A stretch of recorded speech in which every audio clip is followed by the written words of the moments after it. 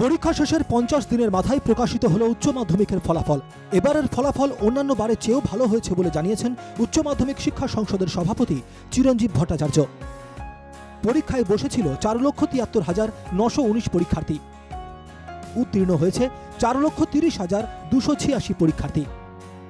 এবারে পাশের হার 90.79%। গতবার ছিল 90%। ছাত্রদের মধ্যে পাশের হার 92.3%। ছাত্রীদের মধ্যে পাশের হার 88.12%। বিজ্ঞান বিভাগে পাশ করেছেন 99.46% পরীক্ষার্থী। কলা বিভাগে পাশ করেছেন 88.25% পরীক্ষার্থী। বাণিজ্য বিভাগে পাশ করেছেন 97.52% পরীক্ষার্থী। টোটাল আমাদের 23টা ডিস্ট্রিক্টের মধ্যে 10টা ডিস্ট্রিক্ট হচ্ছে 90% প্লাস রয়েছে। সব থেকে বেশি পাস পার্সেন্টেজ হচ্ছে পূর্ব মেদিনীপুর 95.74%।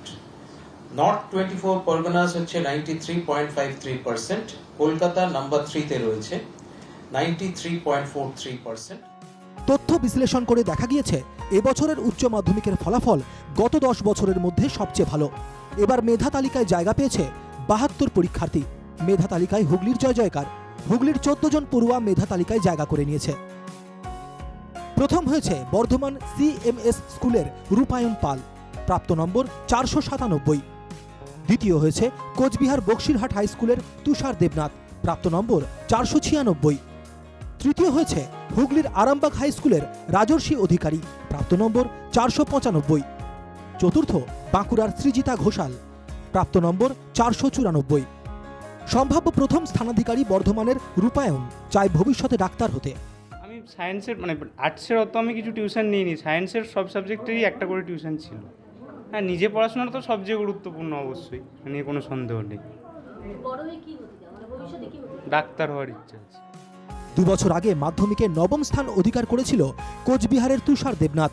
উচ্চ মাধ্যমিকে 496 পেয়ে দ্বিতীয় তুষার দেবনাথ হতে চায় বিজ্ঞানী।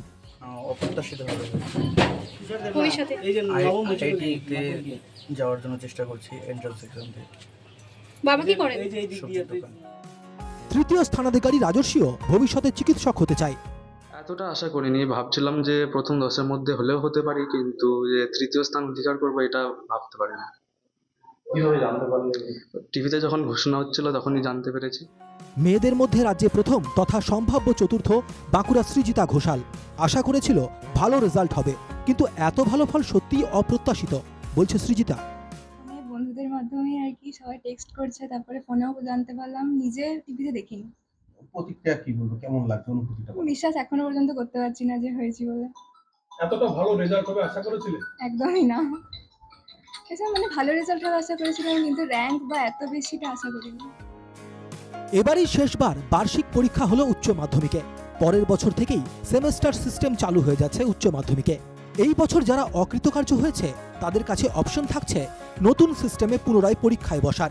পরের বছর তৃতীয় সেমেস্টারের পরীক্ষা 8 থেকে 22 সেপ্টেম্বর ও চতুর্থ সেমেস্টারের পরীক্ষা 12 থেকে 27 ফেব্রুয়ারি তারিখে হবে। Bureau report, NKTV Bangla.